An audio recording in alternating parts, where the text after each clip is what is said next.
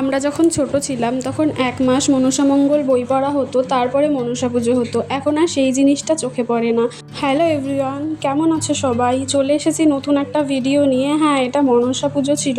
তো মনসা পুজোয় আমাদের 2 জায়গাতে নেমন্তন্ন ছিল। গেছিলাম প্রথমে মামাবাড়িতে গিয়ে ওখানে একটু প্রসাদ খেয়ে নিয়েছি।